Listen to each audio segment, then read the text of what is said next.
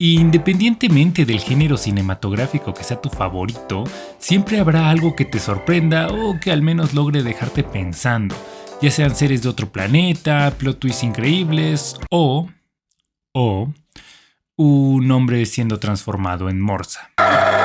Tusk es el claro ejemplo de que no por poder tener un podcast significa que deberías tener uno. Y sí, Kevin Smith, te estoy hablando a ti. Antes de entrar de lleno en la película, quiero aclarar algo, y es que basada en eventos reales, da a entender que lo que verás en la pantalla sucedió en la vida real. En este caso, te hace pensar que existió un tipo que secuestraba personas para convertirlas en morsas. Y la realidad es que no es así. A lo que se refieren con basado en eventos reales es al hecho de que alguien dejó un anuncio ofreciendo un lugar para vivir, pero a cambio tenías que usar un traje de morsa por 2 horas al día y actuar como una, lo cual sí es algo hilarante cuanto menos. El contexto es este. Kevin Smith, el director, tenía un podcast llamado Smodcast, y en el episodio número 259 leyeron que en un sitio web llamado gumtree.com alguien dejó un anuncio que decía algo así: soy un hombre mayor con muchas e increíbles experiencias, pero la más impactante fue quedarme varado en una isla por 3 años con una morsa a la que llamé Gregory.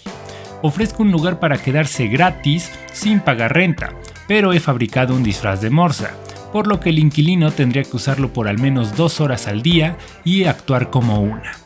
Nada de hablar, nada de caminar, solo actuar como morsa. Le arrojaré pescado y deberá comerlo. Cualquier interesado, contácteme.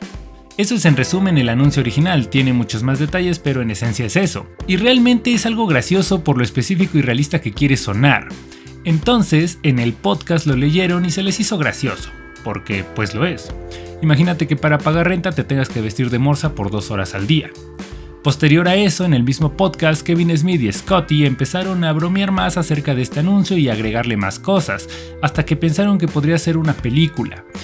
Y le pidieron a su audiencia que votaran en el entonces llamado Twitter con Wild Rose Yes o Wild Rose No, que solo hubo un voto negativo y fue de un fan que dijo que para que existiera democracia. A sea of walrus yes, one walrus no. And the walrus no said, I'm really walrus yes, I'm just saying walrus no to support the democratic process.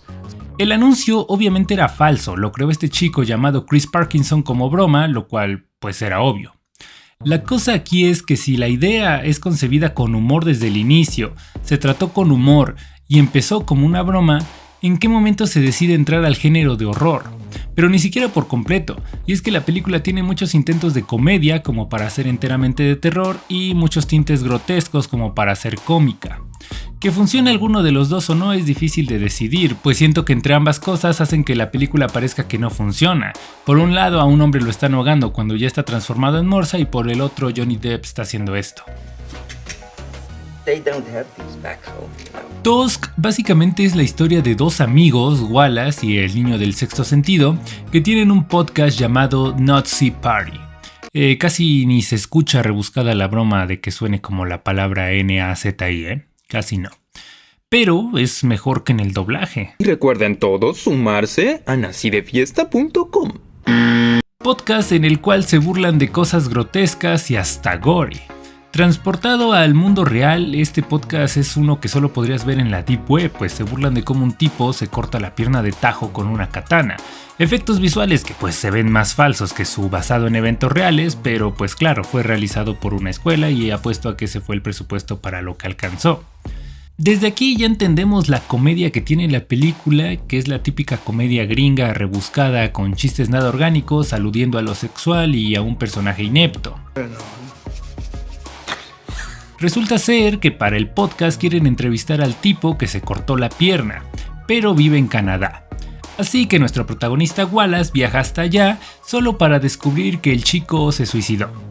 Por lo que ahora necesita algo más pues para el podcast, y en un baño encuentra el anuncio, el cual básicamente es el mismo que comentábamos hace rato, el de internet, solo que sin el tema del traje de morsa porque pues le quitaría la emoción a la película. Cuando llega, conoce a Howard, un hombre que parece interesante. ¿Recuerdan al chico que se corta la pierna solo? Wallace y Teddy le pusieron Kill Bill Kid como broma, lo cual es gracioso porque Michael Parks aparece en Kill Bill, y de hecho no es la única conexión que Tusk tiene con esta película, pero de eso hablaremos más adelante. Howard envenena a Wallace y le corta una pierna alegando que le picó una araña venenosa. Mientras esto pasa, Teddy se acuesta con Ali, la novia de Wallace. ¿Esto realmente tiene algún peso en la historia? Pues la verdad es que no. Y mediante flashback nos muestran que Ali ya le decía a Wallace que él ya era diferente desde que abrió un podcast y que el chico del sexto sentido le decía a Wallace que su novia no merecía que la trate así. Pero realmente no es importante que Teddy y Ali tengan una relación, simplemente está ahí porque sí. Wallace despierta y descubre que Howard le dejó el teléfono al lado sin apagar y con pila aún, por lo que Wallace obviamente lo toma para avisar que está secuestrado y Howard lo golpea y le cose los brazos y le corta la otra pierna. Y esto tan solo en 2 días, y pues realmente se ve bien a Wallace. Creo que Howard sería un muy buen médico pese a todo, la verdad. Ali y Teddy van a Canadá y la policía les dice que no existe nadie llamado Howard Hawk. Hay más chistes sobre el nombre de su podcast y los redirige con un detective interpretado por Guy Lapointe. A ver, yo creo que nadie puede culpar a Johnny Depp por no querer que su nombre salga en la película. Creo que en su situación todos haríamos lo mismo. Y sí, todos nos preguntamos exactamente lo mismo. Patricio, ¿y tú qué mierda haces aquí? Primero, Kevin Smith quería a Quentin Tarantino para aparecer en la película. Eran amigos y él aseguraba que diría que sí, pero recibió un rotundo no. Es por eso que decía que no es la única conexión que tiene Tusk con Quentin Tarantino. Y segundo, los hijos de Kevin Smith y Johnny Depp iban a la misma escuela, por lo que se conocían de hace tiempo, no eran particularmente amigos ni hablaban del trabajo, pero se conocían.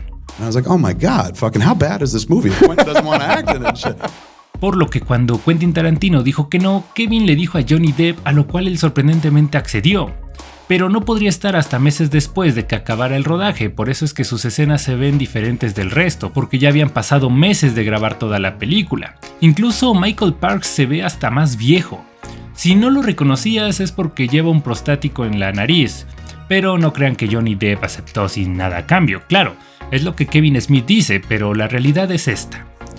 Esas 2 chicas que aparecen en la tienda son en realidad las hijas de Kevin Smith y de Johnny Depp en su debut en pantalla grande.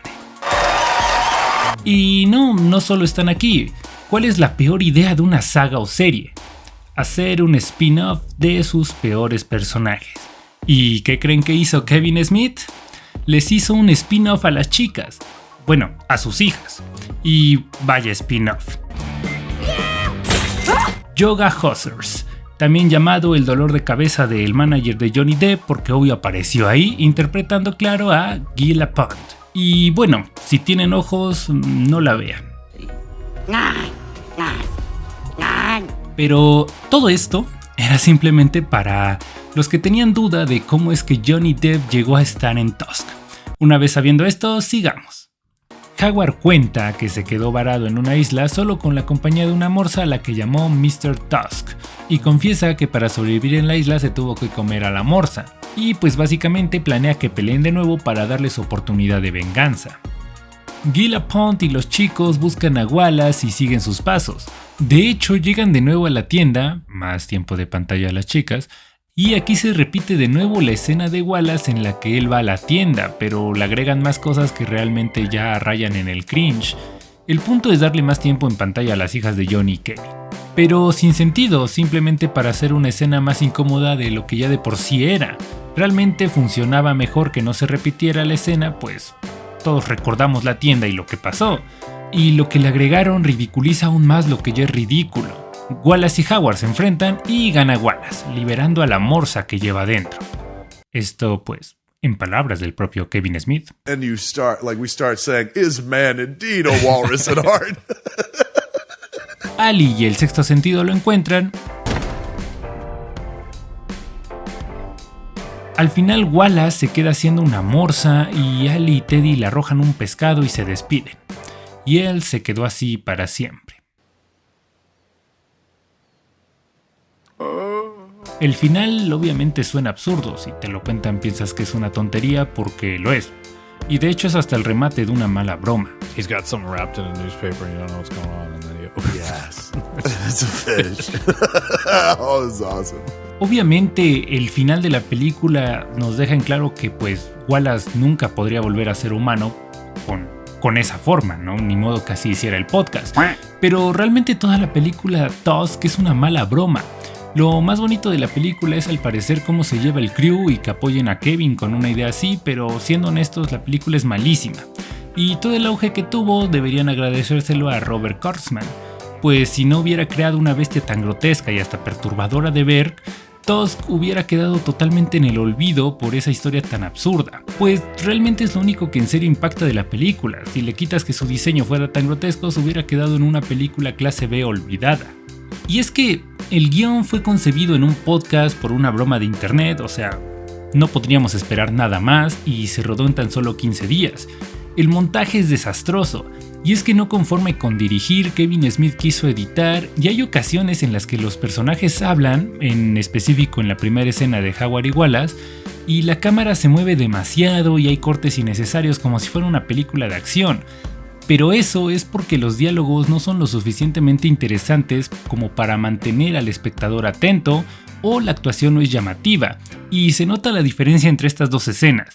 Johnny Depp con gestos hace que su actuación llame la atención, ya sea buena o mala, y por eso no hacen falta tantos cortes, mientras que aquí el montaje está hecho como si necesitáramos ver muchas cosas, cuando la realidad es que no. Cortes donde no son necesarios solo para ver al mismo personaje desde otro ángulo, casi rozando en el jump cut, un POV que no es POV porque está de lado. Un POV sería lo que el personaje está viendo, que en este caso sabemos que es la intención por el efecto de mareo, pero lo ponen casi a la derecha de sus manos, como si fuera alguien más el que lo ve. En resumen, Tusk es una broma que llegó demasiado lejos, literalmente hablando, y que yo creo que ni Kevin Smith sabía si quería quedarse con la comedia, que es con lo que empezó la idea, o con el terror, que es a lo que se acerca su diseño de producción, y eso hace que no se sienta como una película consistente. Pues hay un momento extremadamente crudo y al minuto siguiente vemos un chiste malo, vemos un gag y al minuto siguiente una imagen perturbadora. A final de cuentas, siento que el mérito de Robert Kurtzman es impresionante, y lo más llamativo de la película, definitivamente. Pero, ¿ustedes qué opinan de Tusk? ¿Piensan que es una película de terror interesante o solo una mala broma que llegó demasiado lejos? Los leo en los comentarios, no olviden dejar su like, suscribirse y por Dios, vean la cara del tipo al que se le ocurrió el anuncio, es claro que algo está mal con él. And I was kept in companionship with a walrus whom I named Gregory.